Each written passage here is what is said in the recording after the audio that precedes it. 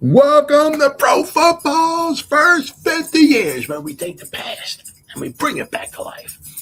Now, you can go online, especially if you go back like to the 20s and the 30s, right? I'm talking like the first 50 years here, 1920, 1970. But if you go online to the 20s and the 30s and all, you can find out the box score of a game, who won, who lost. You can find out who scored a touchdown, maybe how far the field goal was, what the attendance was, what stadium the game was played at, maybe even the starting lineups for each team. But exactly what happened during the game? Well, thanks to old newspaper articles, we get to take a little bit of a deeper dive into each and every game during the first 50 years of professional football. Now, just a little news flash here for you. There ain't no fancy videos here, not like that. All there is you and me for the next 30 to 60 minutes. If that's all right with you, let's get it on. And today's game, we're going to be talking, it's a bit of an odd one here. It's only odd. It was October 11th, 1959, the 49ers at the Packers at City Stadium, which wasn't actually City Stadium. It was more or less like City Stadium 2. But now it's not City Stadium 2 or anything at all, because now it's called Lambeau Field. And if you're confused on that, so am I. But the third week of the season, and these two teams are the only two teams in 1959, the third week, who were undefeated. This was a battle of the unbeatens. Every other team was either 1-1 or 0-2, oddly enough. And you figure, how strange this seems, because the year before, the Green Bay Packers were 1-10-1. Who would have thunk it? That heading into the third week of the season, they'd be one of the only two teams that were undefeated. Then you got the 49ers here. They ain't won nothing. They came into the league from the All-American Football Conference, but they won nothing. They lost. They should have won. There was a playoff game between them and the Lions in Kezar Stadium in 1957. The 49ers had a huge lead, and they let it get away. But, as of this time, the 49ers haven't won a playoff game. They won't wind up winning the first playoff game until 1970 when they beat the Vikings in Minnesota. So, this is a little uncharted territory for both these teams.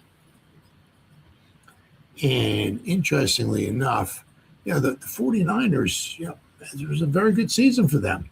They even had, going into the final 2 weeks of the season, they had a chance to win the whole division and possibly host the championship game, because the Western Conference in 59 hosted the championship game. So they might have, but it was not meant to be. But the little news flash here. Let's pull up the teams here. Share the screen. Show what the Packers got here. Show what the Packers. A little spoiler alert here. The Packers would wind up prevailing in this one. Here we go. Right, week 3. Season, it would win a close one, 21-20 at City Stadium, which is we're going to go over this in just a minute, but it's actually called Lambeau Field now.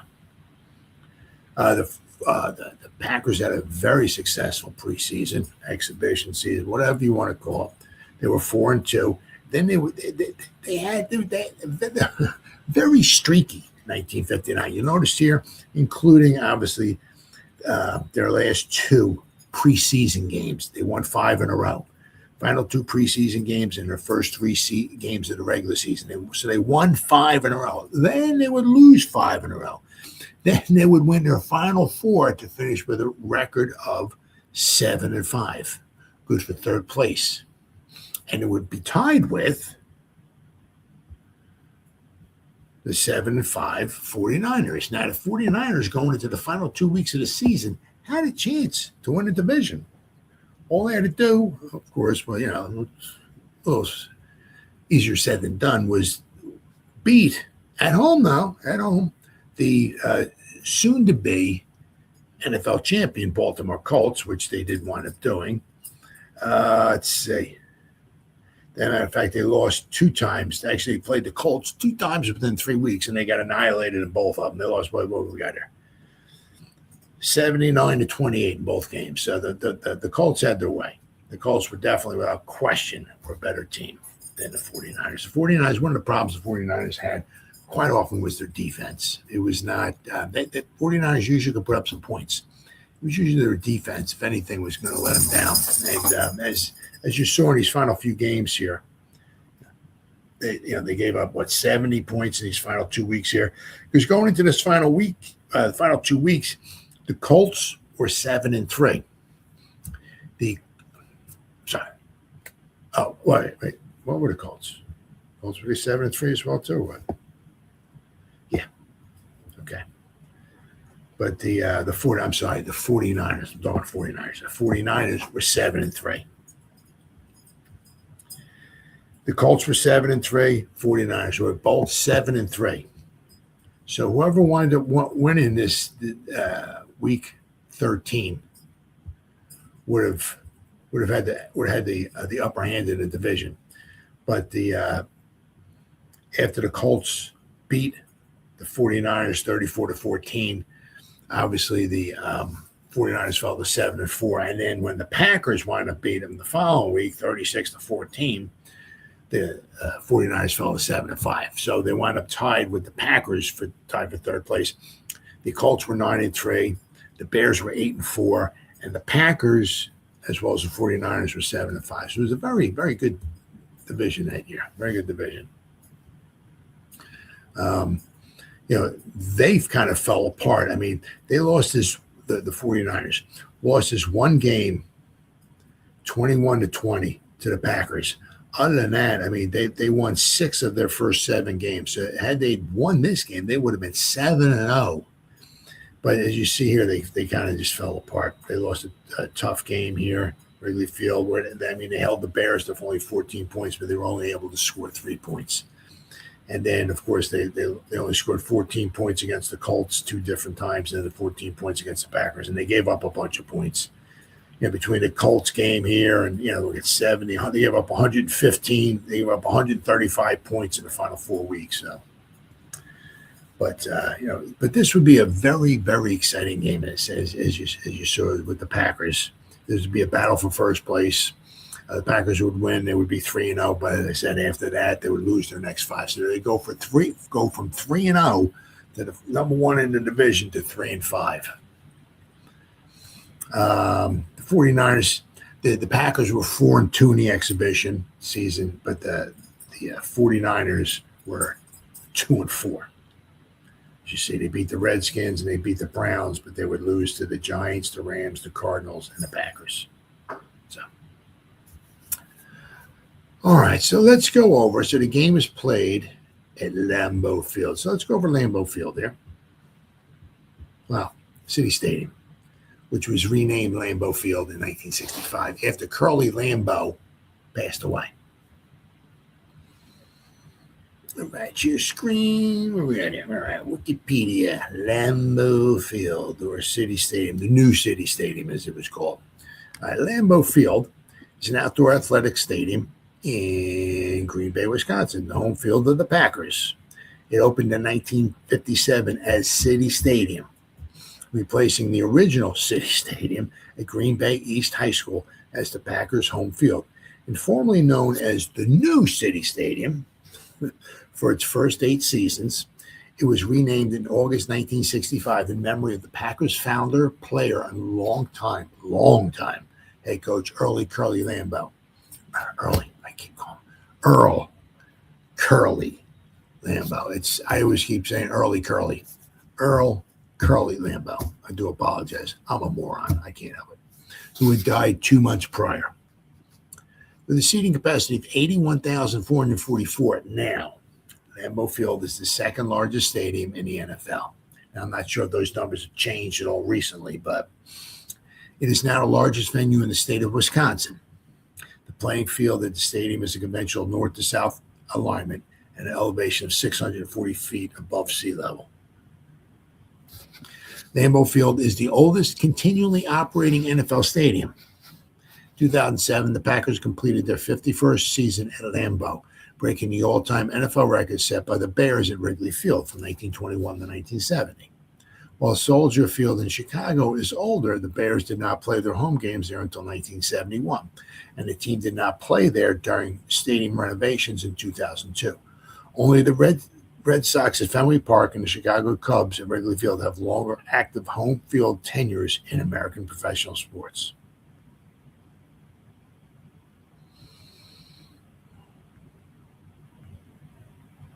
Packers seek a modern facility. Since 1925, the Packers had played at a 25,000-seat city stadium. So, 1925, a 25,000 seats stadium, or in that case with them, the city stadium, was very adequate, very, very adequate. Were there bigger stadiums? Absolutely, but a 25,000-seat stadium was very adequate. I was located behind Green Bay East High School. However, by the 1950s, the first city stadium was considered inadequate for the times. It was built almost entirely of wood, and East High's locker room facilities were considered inadequate even in the 1920s. So you can imagine when the 50s rolled around how inadequate everything was. Visiting teams often dressed before the game at the Hotel Northland, where the Packers' opponents stayed at the time. The stadium could not be expanded. East High's location ruled out any expansion to the south, and it could not be expanded to the north or the east due to its location along the East River.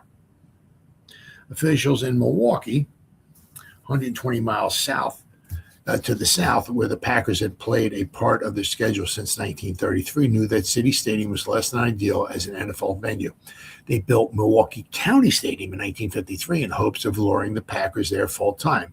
As originally built, County Stadium was double the size of City Stadium. Soon after County Stadium opened, the other NFL owners threatened to force the Packers to move to Milwaukee unless they built a new stadium. In August 1955, the Packers announced plans for a new stadium in Green Bay with a seating capacity of 32,000. In April 1956, Green Bay voters responded by approving a bond issue to finance the new stadium. The original cost in 1957 was $960,000, which was paid off in 1978, and its seating capacity was 32,500. The new stadium was the first modern stadium built specifically for an NFL franchise. At the time, the 11 other NFL teams were playing either in facilities shared with Major League Baseball teams or in other pre-existing shared facilities. The site, now bordered on three sides by the village of, was selected because it had a natural slope ideal for creating the bowl shape along the expansive parkway. The nearby outdoor practice fields and Don Hudson Center in Ashwaubenon, maybe, as was the Packers Hall of Fame in 2003. The land had once been farmland, belonged to the Jacques Vieux. The new stadium, originally known as New City Stadium, was officially opened in Week 1 of the 1957 season on September 29th as the Packers upset the rival Bears 21-17 in front of a capacity crowd of 32,132. In a ceremony at halftime, the stadium was dedicated by Vice President Richard Nixon. Also in attendance was reigning Miss America, NFL Commissioner Burt Bell, who I'm going to talk about a little bit more in just a minute here, very, very sadly, and Bears owner George Halas on a brief leave from coaching. Although they now have a modern facility in Green Bay, the Packers continue to play 2 or 3 regular season games in Milwaukee County Stadium. Starting in 1995, expansions to Lambeau Field made it financially realistic for the Packers to play their entire regular season in Green Bay for the first time in over 60 years. So you can see down here, there was expansion, especially with the popularity and how well the Packers were playing. My goodness, they went to the championship game in 60, 61, 62, 65, 66, 67. They won the first 2 Super Bowls. So, the excitement was really, it was just a fantastic time if you're a Packer fan. The Packer, you get the seating, it went from like 32,000 up to 38,000. Since the Packers have been regularly increasing the seating capacity, the ball increased from 42,000 in 1963 to about 50, almost 51,000 in 1965. So you figure from 1957 to 1965, in like those 8 years, it went up about 22. No, 22, but hold on. 30, about 18,000, I'm sorry. Went up a lot. And then by 1970, went up to 56,000. So, I'll show you some pictures here, but you can see what it originally kind of looked like. And as time went on, it finally became a bowl with seating all the way around. But that wasn't the case in 1957, as we'll see here. Lots of pictures here. Now this would be I'm guessing this would be, whoops. See, you got the stands over here, but then it goes down around here. So, so this upper section here is obviously all missing. But this here would be opening day. Whoops. Lambeau Field glossy 8x10 photo stadium printing of opening day. You can see here, circa 1957 to 1960. It's a beautiful, right? Nice park. But you can see, right? I mean, it's like nothing, really small stands are right here. Right now, this was kind of got connected in the beginning. See this right here. September 29th, 1957 is what it looked like. And there it is. Right, 1920, September 29, 1957. I mean, they're still building it here. This can't be opening day. But you can also see that it was, actually, let me show you this picture here. I mean, out in the middle of frickin' nowhere, right? I mean, they're talking about, it was an aerial photo, 1957. It's like out in the middle of they would call it, it's like a cornfield. I mean, you can see some houses sporadically around here. But I mean, they said the parking lot was gravel. I mean, it's like nothing. I mean, there's a road here. You see a couple of roads. But I mean, for the most part, it's not much of anything going on around there. Now you see right here. It said Lambeau Field started with a chain link fence around it, for crying out loud. As I said, you can see it. I mean, it's like, you can see some nice size, very, very nice size stands here, but they go around here, right? Very, they can certainly see where they're missing the upper section there. And like right here, there's like hardly anything. Let's see, right here. Here we go. Right. 1857. New City Stadium. Right. So once again, you can see the nice stands over here. A little thin over here. Right. But then like here, it's not connected at all. Right. And obviously, as you can see, as time goes by, right? Ta-da! Right. I mean, all nice. I mean, absolutely. Me and my son were there a few years ago. The Cowboys played the Packers there. It was in November. Game went to overtime. Great game, but absolutely just a beautiful, beautiful stadium. And to me, this is football. It's outdoors. It's on grass, and it's in the elements, right? If it's snowing, if it's windy, you got to play football. It's none of this pretty stuff where it's indoors on artificial turf. Nah. None of that stuff. Let's see, anything else here? So you can certainly see, it's maybe with the difference in pictures, how there was some expansion done, obviously, once again, right here, right? I mean, how just the outside is all made up. It looks, and we got these, I guess, the luxury boxes up top up here. But I mean, the outside, this is what it looked like when, my son and I went, obviously.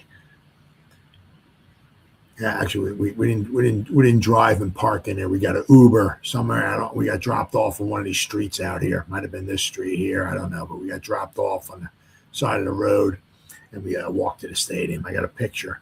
It was absolutely beautiful. But this is the one, this is the one that holds 80,000 people. So you got that, which is obviously, that is a far cry from, kind of like that, right? I mean, I see how Lambeau Field saved the Packers. Well, but as I said here, once again, you can see it's just like out in the middle of freaking nowhere. I mean, look at this. It's like nothing around there. Right? Oh, how times have changed. All right, so that is a little bit of Lambeau Field and the history. So I got 3 newspaper articles here as my fallback is the Green Bay Press Gazette. They do a phenomenal job of covering the Packers. A lot of in-depth and detailed stuff. And then there's 2 other articles to read as well, too. So there's quite a bit. I only got 3. Usually I try to get like maybe 4 articles or so, but I try to keep it where, I only have, I keep the video to maybe around an hour. Sometimes you can find, 3 or 4 really long articles and stuff, and I'd be here for like another hour just reading everything. So trying to keep it down to about an hour or so. So first off, we'll start off with the Green Bay Press Gazette. Right. Got pictures. All right, so we're going to go to the October 12th, 1959 edition of the Green Bay Press Gazette. Packers, NFL's only unbeaten. They tipped the 49ers 21-20. They said, the Packers are 3-0. Every other team was either 2-1 or 1-2, or maybe that might have been somebody who was 0-3. But it was after 3 weeks, it was only one unbeaten team in 1959. They drive 60 yards for the winning touchdown. Now here's the extra point. Here's the winning point right here. Paul Hornung. Right, Bart Starr's holding it. And why Bart Starr, obviously the future quarterback of the Packers, the future Hall of Famer, yada, yada, yada. He was not the starter for the Packers. For the first 7 games, Lamar McCann, and who was the starter for this particular game, was the starter for the Green Bay Packers. Then after, if I remember correctly, I think it was in week 8, Bart Starr took over. But this was the winning point. It was tied 20-20. The Packers just scored a touchdown. And this is point number 21. Here's the ball right here. They're jumping up, trying to block it. But here's point 21, and it's 21, but they also won with this point as well. Ball circled source toward goal post with winning point triggered by toe of Paul Hornung, number 5, in the 4th quarter at City Stadium Sunday afternoon. It was an eventual margin in 21-20 Packer victory over the 49ers and left Green Bay alone in the first place in the National Football League's Western Division. Frisco's Eddie Dove, number 44, lunges in futile bid to block the kick. Also shown are the Packers' Bart Starr, who held the ball, Ken Beck, number 63, Norm Masters, 78, Jim Ringo, and restraining the 49ers, Leo Namalini. Where's Leo? Maybe he must be here, maybe. Other 49ers in the picture, Jerry Mertens, Abe Woodson, Matt Hazeltine, who had a long career. His final year was 1970 with the New York Giants, so he had a long career. Being held out by Beck and Carl Rupke. It was the Packers' 3rd straight victory.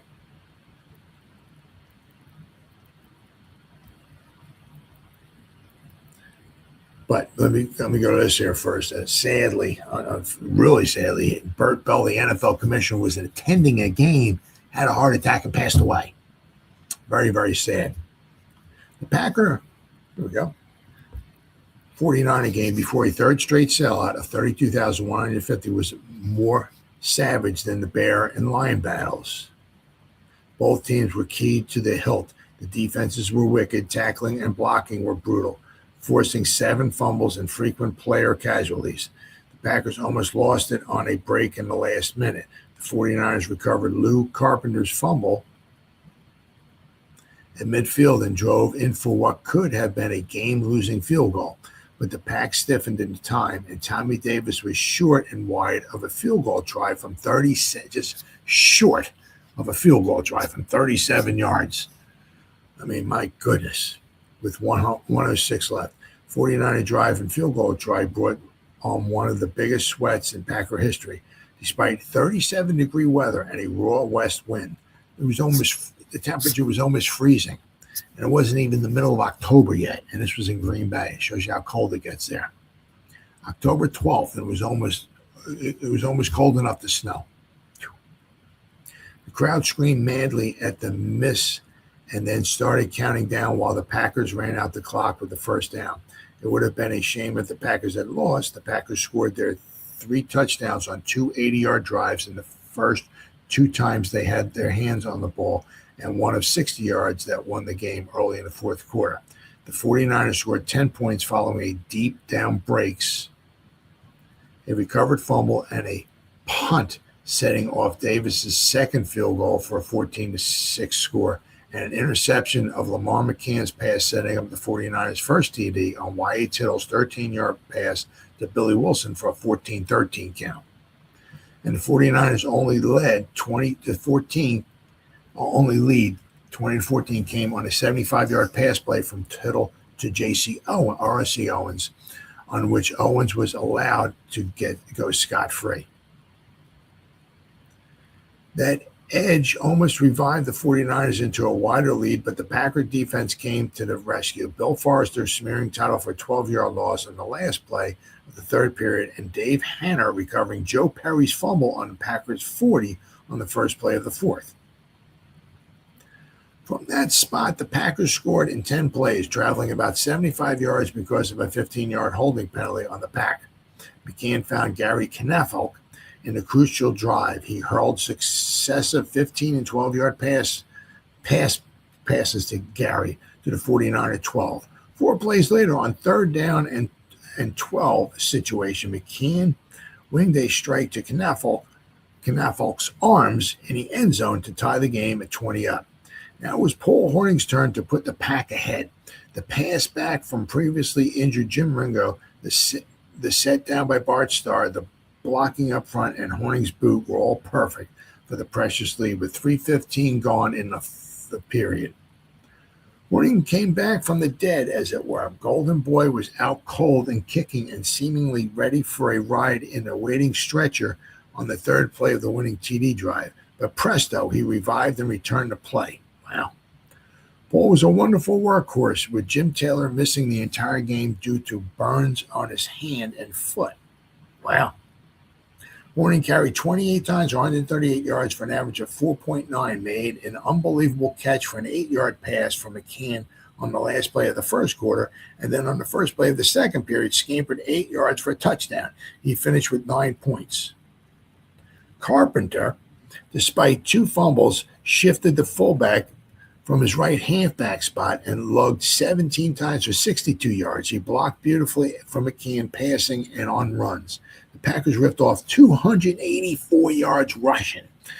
The week before against the Lions, they only had like 112 yards rushing. But here they had almost 300 yards rushing. Their fattest soil total of the season, but settled for 94 yards on McCann's passing, including 6 completions and 14 tries. 2 of his tosses went for touchdowns. The first one, a 30-yarder to Max McGee. Okay, hold on there. Read this here first. There's Burt Bell. Stricken with a heart attack watching a game. Commissioner Burt Bell of the National Football League died of a heart attack Sunday, leaving a void the men he served say they never really can fill. The 65-year-old Bell collapsed in the seats of the very stadium in which he started his rise from college player to czar of professional football. He was watching a league game between the Philadelphia Eagles and the Pittsburgh Steelers, teams he once owned and coached.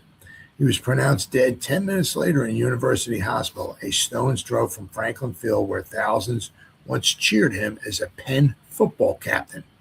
Around the league, owners and coaches paid homage to the man under whose guidance the league proposed beyond anyone's wildest dreams. Prospered. Professional football under Bell became respected as a major sport. George Halas, a pioneer of the pro game, probably summed up best the feeling of his colleagues when he commented, "Bell was a great leader. A genius, in fact. All his contributions to pro football will never be forgotten. He brought pro football to its present heights, and we will all miss him. Wow, it's a shame. Bell's 3 children. It's a shame. Bert Jr., Upton, and Jane were with their father when he died. They attended the game with him. The commissioner also is survived by his widow, the former Frances Upton, a one-time musical comedy star. Bell suffered a mild heart attack last February. He had been under a physician's care ever since. His travel had been limited, and a great deal of the league work he did at his suburban Narberth home. The doctor of the university hospital said Bell was already unconscious when he first saw him. The doctor said he was just gasping. He was pale white. He never regained consciousness. It must have been a massive thing to take his life so instantly. Well, the owners, of course, were too shocked to give much thought about a successor under league rules. In the event of the commissioner's death, a league meeting to elect a successor must be called within 30 days. Club owners had the alternative of appointing a president to serve until the annual meeting in January. Wow, that's a shame.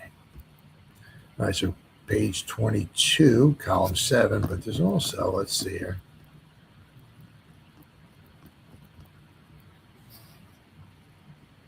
All right. Packers won with ball control. Vince, said Vince. 49ers rookie kicker blames himself for defeat. Knew we could run and come back, pleases coach. The Packers, a worn but happy Vince Lombardi, admitted shaded San Francisco's past-happy 49ers with a simple formula in City Stadium late Sunday afternoon spectacular. Loosely paraphrased, it goes, the enemy can't score when you have the ball, which is true, unless you throw like a pick six or something like that. But he was not, he added, at all surprised at this elementary precept's singular success. We knew we could run on them. Vince, only undefeated coach of the National Football League, only undefeated team, confided. We did when we beat them in Frisco, a 24-10 exhibition victory in August 23rd. No, they didn't beat them 24-10. It was 24-17, I do believe. So that's wrong. Let's see, 24-17. So this is wrong here. We did when we beat them in Frisco, it was a 24-17 exhibition victory. The Packers' piecemeal land grab was all the more remarkable, Lombardi pointed out, because we were hurting for backs. Jim Taylor wasn't able to play, of course, and Don McElhaney got hurt way back in the second quarter and wasn't able to return. We had all we had in there, Vince said ruefully. Paul Hornung and Lou Carpenter. That was pretty much about it. The big thing, though, is that we came from behind to win. After Dave Hanner recovered that fumble for us, we drove right down and scored. They're a battling ball club, I'll tell you, he said proudly. Vince, who allowed there's nothing like being in first place, was delighted with Paul Hornung's dazzling performance. He was a very fine football player, Lombardi declared. He also expressed concern over the injury that felled Hornung twice in the second half. He's hurt pretty bad, Vince revealed. It's not serious, but it looks like a real bad neck and shoulder. He got it in the first time he was hurt, and he got it in the same spot again late in the game. What if he should be sidelined for next Sunday's Milwaukee date with the Rams? Let's not ask that question, he replied, with the ghost of a smile, then quickly added with a show of spirit, if Hornung can't play, we'll have to find somebody else on the squad. In this connection, he said, it is doubtful if Taylor will be available for the Ram match. He was a real serious burn, it's reported. But Nate Borden, should be ready next week. Jim Ringo, of course, played the full game today, hobbled. And, of course, the following week, the Rams would come in and just demolish the Packers. And so the Packers would be undefeated no more. Along with Horning's performance, he noted that quarterback Lamar McCann came through in the clutch. In fact, he was every bit as good as was in the Bear and Lion games, if not better. Those three catches Knafelp made in that fourth quarter touchdown drive were big plays too. Defensively, he said, I think again that Dane Curry and Tom Bettis played very fine games. Lombardi also paid sincere tribute to the enemy.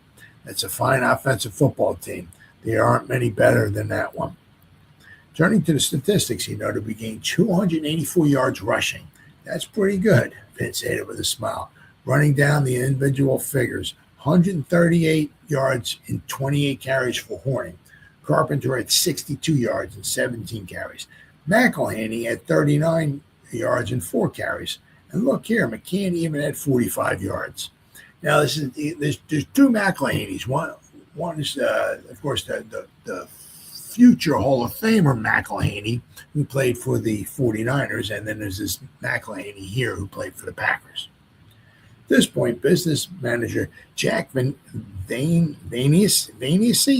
I'm going to say, arrived to congratulate the head man and admonish, take it easy on the people. Take it easy on the people.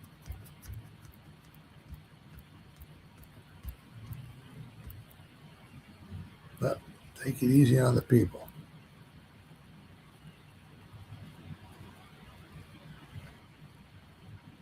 Oh, gotta go to page 22, column 5. Okay, take it easy on the people. Let's see here.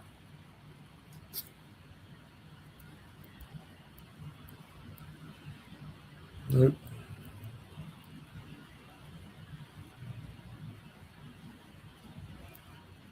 Column 5, it said. Okay, we take it easy on the people. Lombardi said, what about me? Somebody else queried, what about next week? Let next week take care of itself, Vince grinned. In the adjacent dressing room, there was only one fly in the Packers' ointment. I just wish Hog Hanner said wistfully, Detroit could have beaten Baltimore. That would have given the three favorite teams, the Bears, the Rams, and the Colts, 2 losses apiece. Across the room, Gary Knafelp played down his 3 key catches in that winning touchdown drive. McCann threw him in there well. These guys don't quit, Gary went on. I've never seen a team where every guy tries to help the other like these guys do. They really stick together. McCann was equally modest about his part in the proceedings. Knafelp did a good job of getting free on that drive. Lamar drawled. He made a tremendous catch for that touchdown. Catches like that are what make the passer. How about that interception that led to the 49ers' first touchdown? Had the wind played a part? The wind had a tremendous effect on the passing in general, McCann responded. But on that, I just overthrew Knafelp a little bit. Carpenter, who stepped in the breach when Taylor was sidelined, was similarly defiant. You got to run, he grinned, when you got a hole. How had his knee been re-injured, Jim Ringo asked. The all-pro center, hobbling back from the shower, said Riley, I got clipped, I guess. Another injury, Don McElhaney reported. I got a crack in the shoulder, but I think I'll be all right. At this juncture, somebody mentioned those 284 rushing yards. Is that right? Said a delighted Bob Dylan. In the same breath, he summed up the prevailing sentiment. If they'd won that game, it would have been a crime. All right, let's see here.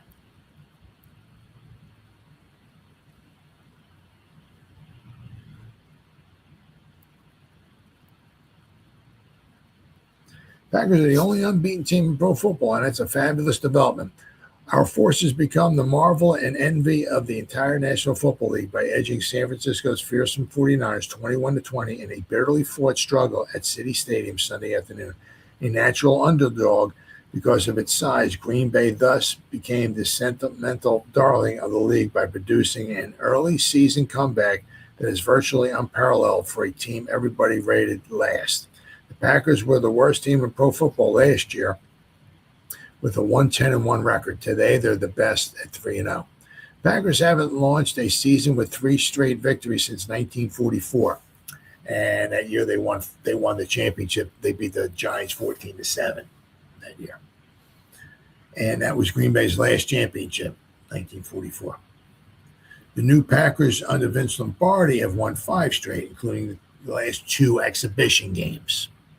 And they're 7-2 for the year so far. They were 4-2 in exhibition season, and they've started the season off 3-0, so they're 7-2. But that's going to change. They're going to lose their next 5 games. So 5 games from now, they'll be 7-7 for the year, including the preseason.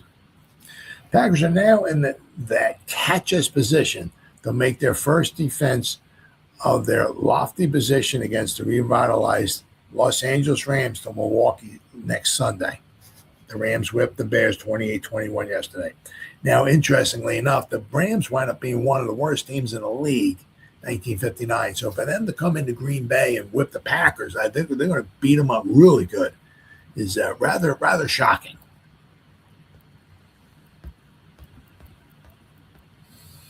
All right, we got here.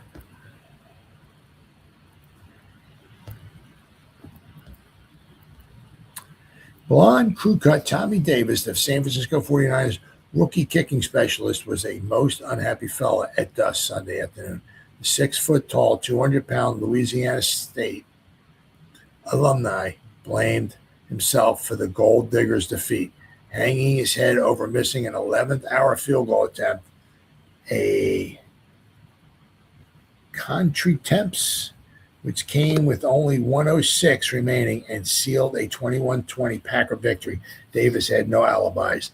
I just missed it, he said dejectedly, refusing to indict the elements. No, the win didn't bother me. I just didn't make it. Drafted by the 49ers in 1956, he had been in the service the last 2 years. Man, I wish I was back in service right now, he said soulfully. I suppose the 49ers do too. I really can't explain it, Tommy repeated. Just tried too hard, I guess. One of his colleagues, old pro Wyatt Tittle, was equally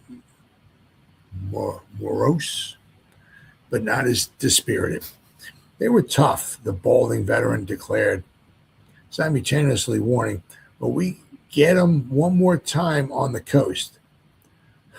Yelberton, or Wyatt Tittle, whatever, able to complete only 8 of 23 passes, a bad day for him, which that is true, conceded, it was the toughest rush I've had put on me in a league game this year. Howard Red Hickey, the 49ers freshman coach, was disinclined to blame Davis for the Frisco's first defeat. You can sum up the whole situation in just a few words, Red asserted. You have to block and tackle to win football games, and we didn't. Packers were real high for this game and did a great job, but that doesn't excuse our boys. If you have a man in your arms, you should bring him down. We've been notorious as a poor tackling team for the last few years, Red admitted, but we had great tackling in our first 2 games, both of which we won. Now, today it looked like we're back in the same old rut. Does this mean that the 49ers will be belting the dummy this week in preparation for next Sunday's invasion of Detroit? Let's put it this way, Hickey said. There will be some concentration on tackling. You can be sure of that. Scanning the statistics, he found another reason for the Diggers' downfall. There's your answer, he said. 19 first downs rushing for the Packers, and we had only 6. There's your ball control. 19 rushes. First downs. We certainly gave up too damn many yards rushing. Anytime a team can gain 284 yards rushing on you, you're not doing a good job. That's when you know you're in trouble. When a team drives against you twice in one quarter like the Packers did in the first quarter today, he discounted the possibility of a 49er letdown in the wake of a 34-0 rout of arch rival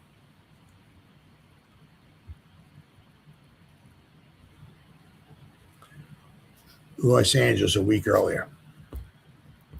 I don't like to think so, Red replied. I like to think that they are pros. I don't think that they have any reason to let down after the big ones. At least they certainly shouldn't. He said he had been confident of victory after we got back in front. I felt we were going to go on. Then the Packers got that fumble, Dave Hanner's recovery, and caught fire. The difference is, Red pointed out, that they took advantage of that break. We had one fumble later, Luke Carpenter's fumble, which set up Davis's futile field goal attempt, and we didn't take advantage of it. That's no excuse, though, for letting them jam it in our end zone, Hickey declared. They had to go 60 yards to do it. What are the Packers? The Packers are a good, sound football team, fundamentally good and sound on both offense and defense, Red said. They have a good, solid defensive team. We have a lot of respect for Dave Hanner and Dan Curry. They also have a good secondary there with Dillon, Emlyn Tunnell, Whittington, and Freeman, all experienced boys. I don't know whether they have depth enough to be a great ball club, Hickey added, continuing his analysis. No, I have a lot of respect for them. They're certainly a well-organized, well-drilled outfit. I don't think anyone can predict how far they'll go, he grinned, for the simple reason I don't think anyone can predict who's going to win this race. This is going to be the wildest season of all time. No doubt about it, Red insisted.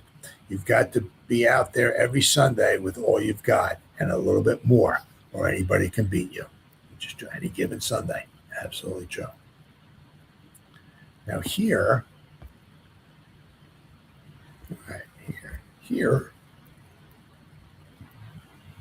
all right, let's see here. So you can see going into the fourth quarter, the 49ers had a 20-14 lead.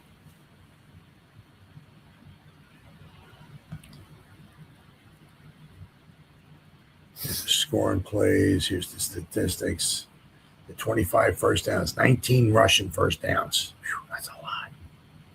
284 yards rushing. So they had 3 times the amount of yards rushing that they did passing, but still 378 yards altogether. Completed 6 of 14 passes, had 1 intercepted. Y. Tittle completed 8 out of 23.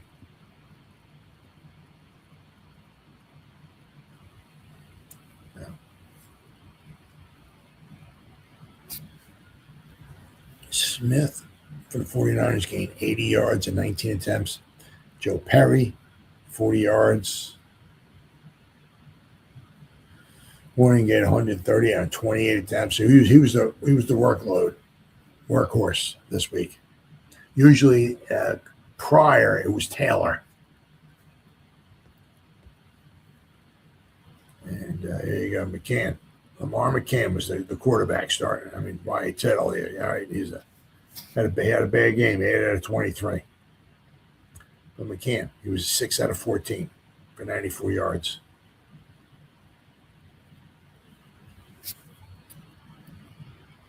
All right.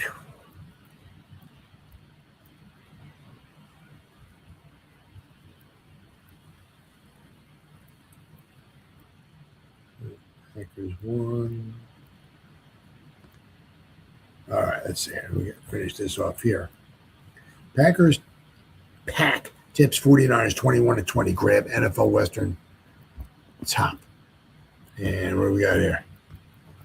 Oh, okay, that's the Colts and the Lions. Oh, you know what? Oh. Before I finish that, let me see here. I think. There we go. All right. Fast getaway. The winner. The Packers' first and winning touchdowns are pictured above. Max McGee leaves 49ers Abe Woodson behind en route to an end zone, capping an 80-yard Packer push. Packer push, maybe. There you go.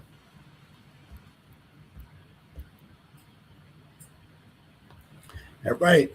Gary Knafelk, already in the end zone with the winning TD pass from Lamar McCann, is belatedly tackled by Frisco's Dave Baker.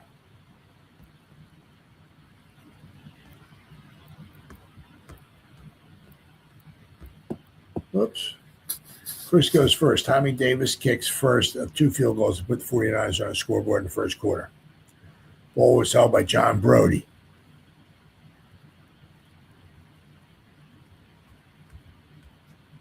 And there's Paul Hornung running into the end zone. Paul hits pay dirt. Halfback Paul Hornung pounds into the end zone with Packers' second touchdown in the first quarter, scoring from 8 yards out.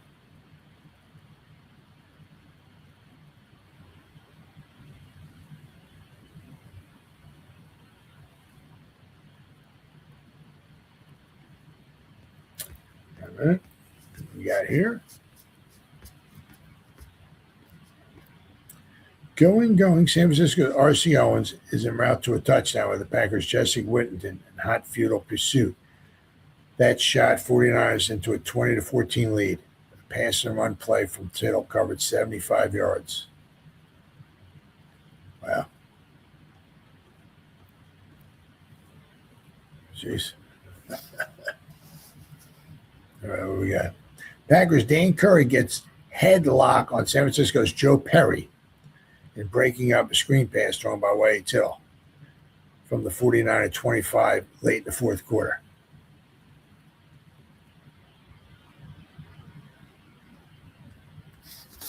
All right.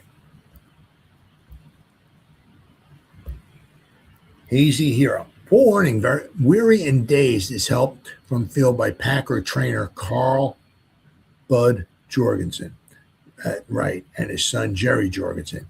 After Packer ace was injured for the second time late in the fourth quarter. A workhorse, he carried 28 times for 138 yards, scored 9 points, including the winning one.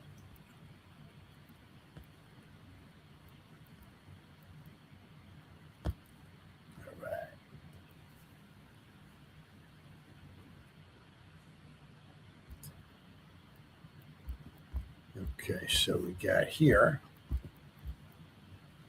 Pack tips 49ers 21-20, grab NFL Western top. The Bays out-yarded the visitors 378-272 and piled up 25 first downs compared to the 49ers, only 13.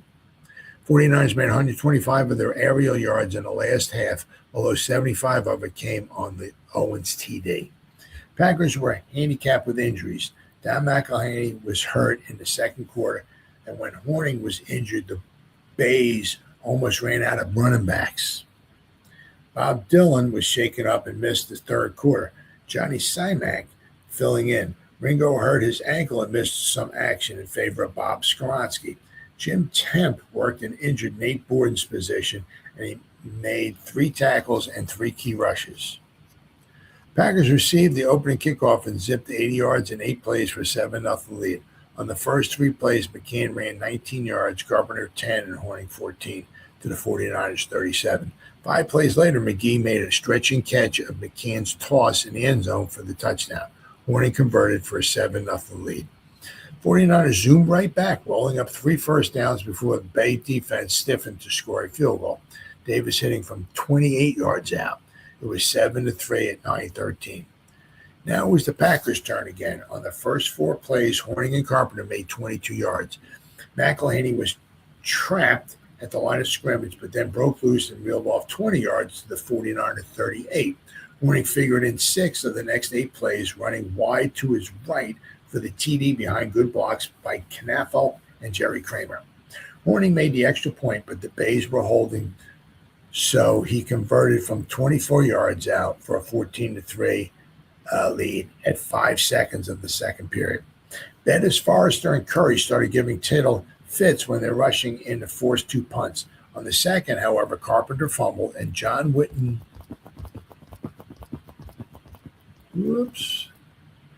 Whitboom recovered on the Packer 27. Dillon was hurt, keeping Smith from a first down. On third down, so Davis hit a field goal from the 32 for a 14-6 Packer lead at 8:05. Davis and McGee each punted twice in a seesaw action before the half. Tough defensing kept the interference penalty on Bob Freeman from becoming too dangerous when Davis went wide on a field goal from the 47. Packers made a first down by McCann's pass was intercepted by Bangor on the Packer 42 and returned to the 12. On second down, Tittle lined a touchdown throw to Wilson in the end zone, and Davis converted for a 14-3 49er lead. Oh, I'm sorry, no. 14-3 Packer lead, I'm sorry. After Horning's field goal try from the 47 was wide, the 49ers struck again. With 2nd and 5, Owens worked free on the 49er 47. Took Tittle's pass, shook off Jesse Whittington on the Packer 20, and ran home to complete a 75-yard TD play. Davis's kick made it 20-14, 49ers leading at 10:26. McCann was rushed for a loss of 7, and the Packers had to punt. The 49ers ripped off 3 first downs, and it appeared that the Packers were in for a trouble until Hanner grabbed Perry's fumbled lateral to Tittle. That set off the big Knaufel TD. The Bay defense forced 2 punts, and the offense took the hit from the Bay 26. Horning went 4 and 13 in 2 tries, and then Carpenter moved 11 to the 49er 46 with 4:52 left. Carpenter, however, fumbled on the next play, and Henke recovered. Tittle's rollout pass to Connor for 11, Smith's 3-yard run, a Tittle pass to Wilson for 9, set the ball on the Packers' 30 with 2 minutes left. The 49ers gained nothing in 3 tries, and Davis was forced to kick from a far piece, 37 yards. The rest is in the history book. Kick from a far piece of 37 yards was far back then. Nowadays, that's an absolute chip shot. If you're missing a 37-yarder nowadays, good chance, I mean, it depends on who you are, but it's a good chance you may not have a job the next day. But that wasn't the case back in 1959. All right, so now, okay, well, wow, 56 minutes already. Okay, so I'm going to read one more article. It is the San Francisco Examiner. Is that paper right there? I was reading that for almost a half an hour.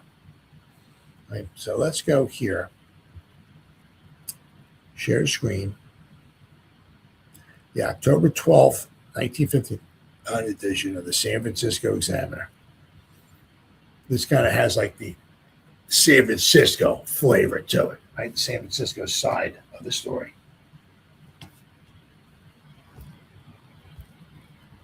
There we go. Green Bay back Lou Carpenter is upended by Matt Hazeltine after a 4-yard gain in the second period. Packers were leading the 49ers at that point, fell behind, then rallied to win 21-20 and remain undefeated in the NFL. Packers edge 49ers.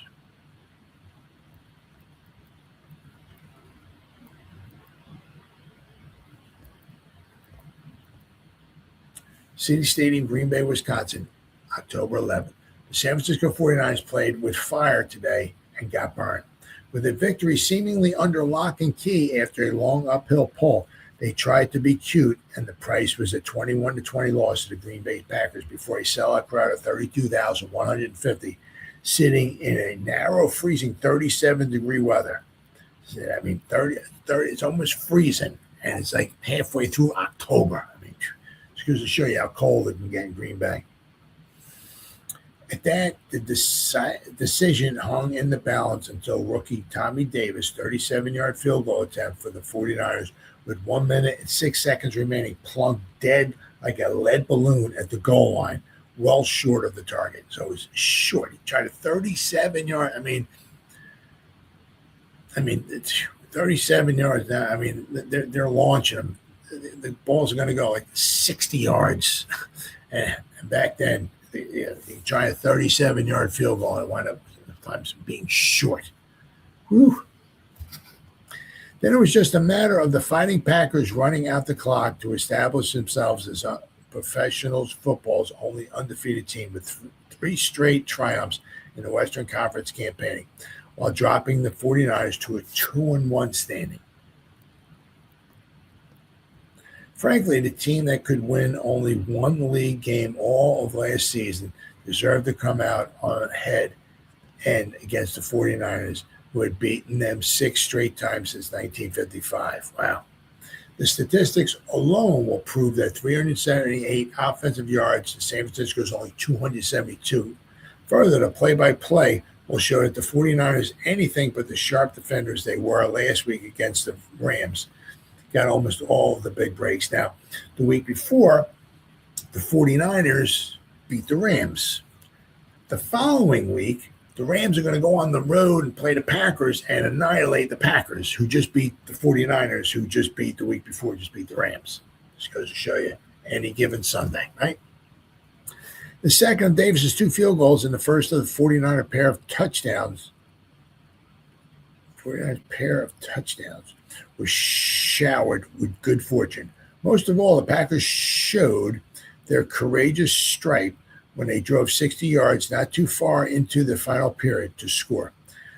That undid a 20-14 49er lead established on a spectacular 75-yard Y.E. Tittle to R.C. Owens pass play, third longest scoring aerial in 49er history. The play which killed the 49ers was a 21-yard TD toss from McCann to end Gary Knafelk, and a third straight conversion by Paul Hornung, easily running star of the day with 138 yards on 28 carries, 6 more yards than netted by all of the 49ers on the ground. But factually, you have to go back 9 plays before Knafelk's sparkling end zone catch in front of Dave Baker to find where the 49ers, in effect, committed suicide.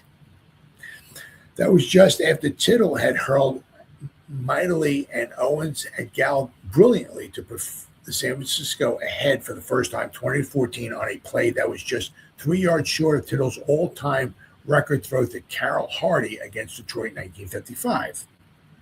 The defenders, who appeared to be coming on stronger after breaking down under a pair of lengthy Packers scoring marches the first 2 times Green Bay came into possession of the ball, took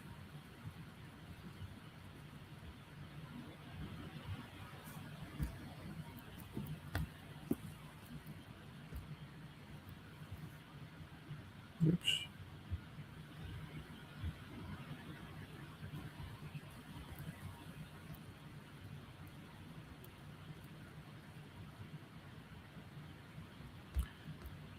We're going to find it. Took. Let's see here. Hold on. Oh, there we go. Took the ball away in downs then, and the attackers went marching. They battered from their own 32 to the Green Bay 20, and it didn't look as if anything was going to stop them from packing their lead. Even when Tittle was hurled for a 12-yard loss by red-dogging Bill Forrester and fumbled, things were okay because Bruce Bosley recovered and the 49ers still had 3 downs to do something deep in the Green Bay territory. Even a field goal by Davis at that juncture he had kicked earlier, 3-pointers from 28 and 32 yards, might have made the difference. But disaster lurked 1 play away as the teams changed ends of the field for the final period. Instead of playing it straight, the 49ers went for one of their garbage plays, a pass into the line to Perry, a return backward toss to Tittle, and then he pitched to someone downfield, like a flea flicker. Terrific jam up.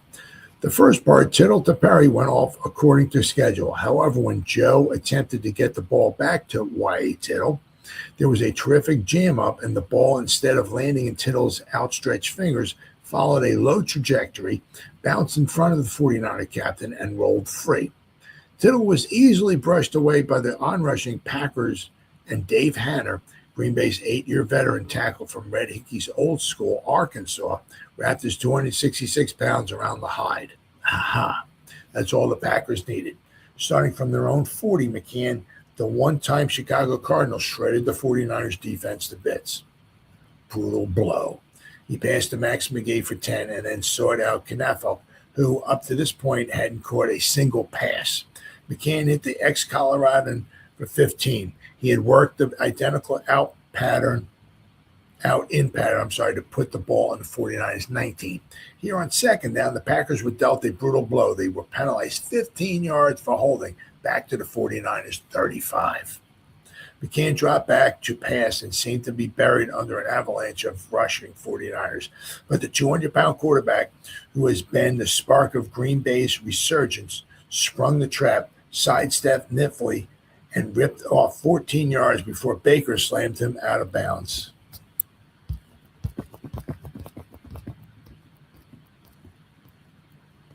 Lamar, another ex-Arkansan, incidentally applied the crusher when he pierced the 49ers secondary with a perfect first down, shoulder-high strike to the sharp-cutting Gary Canalfelt just beyond the last chalk mark. The Packers gave their followers fits not too long after when Luke Carpenter, operating at fullback for the injured Jim Taylor, fumbled the ball away to Ed Henke at the 49ers 45. The attack carried to the Green Bay 30. There, a line shot and 2 passes fell to gain before Davis set up for the field goal try, which put a cliffhanger climax to this one and left the 49ers still looking for their first road victory of the season. By the time they got around to breaking up what looked to be a simple Packer offense, they were behind 2 touchdowns and 2 field goals and 14-6 at the intermission. With Horning and Carpenter battering and repeatedly breaking out of tackles, Green Bay went from the opening kickoff to a speedy score on McCann's 30-yard pass to McGee. Max fooled Abe Woodson good on the play. The 49ers answered almost immediately, but had to settle for only 3 points when the attack bogged at the Packers' 21. The pattern was maintained through the second period. Green Bay paraded to the length of the field and counted on Horning's 8-yard slice over the San Francisco left flank. A big repeat. Here, too, the Packers had to overcome what looked to be a major setback on the all-important try for extra point. The 215-pounder, who was the NFL's last bonus pick 3 seasons ago, made good the attempt. However, the Packers were called for holding, and Paul had to try again. He did, and in light of later events, he had to try this time for the 24. It turned out to be a big repeat performance. The breaks were to continue in the 49ers' favor. First off, Carpenter bobbled a punt, and Johnny Whittenborn grabbed the ball for the 49ers on the Green Bay 26. Once more, the punch was lacking, and after 3 downs had picked up only 6 yards, Davis was flagged into field goal from the 32, which he did. Oh, I gotta move my legs. Oh, sorry. The dog's laying at my legs here. I gotta move my legs. Following the rest period, the 49ers looked to be picking up steam. Baker gave them the big lift they had been waiting for when he took one of McCann's passes in full flight and hustled back 29 yards to the Green Bay's 13. Picked off a pass.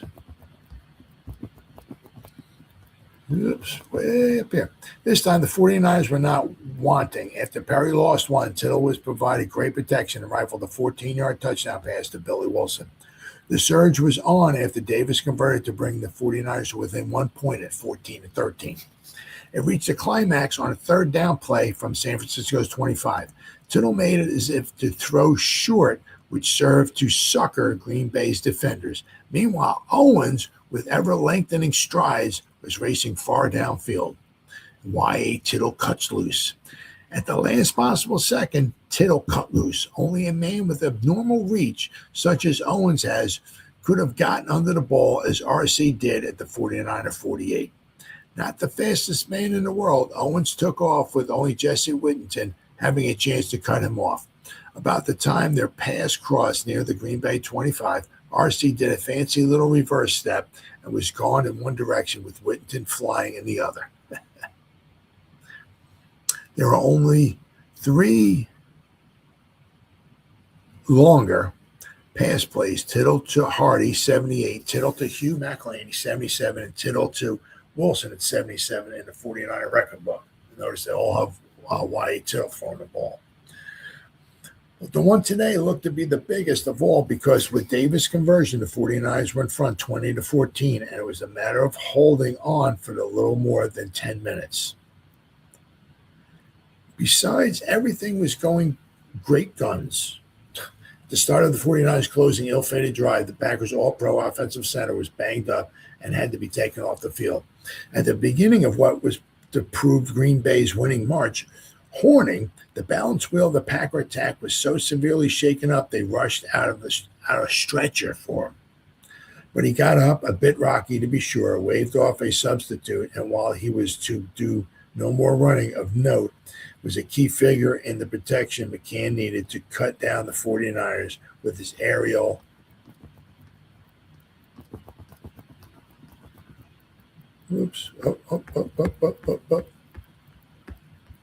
that it? With his aerial. Oh, with his aerial bombs. This overcast, snow-sprinkled afternoon. So it even, what they were saying, even sprinkled a little bit of snow. And that's in the middle of October. San Francisco's Joe Perry, J.D. Smith combination, which had been so productive during the wins over Philadelphia and Los Angeles, was considerably minimized today by a hard-nosed Packer forward ball. J.D. got 80 yards and 19 carries, and Perry was checked with 40 in 11 carries, which was particularly sweet music to Phil Bankston, the one-time 49er line coach, who now holds a similar position with Green Bay.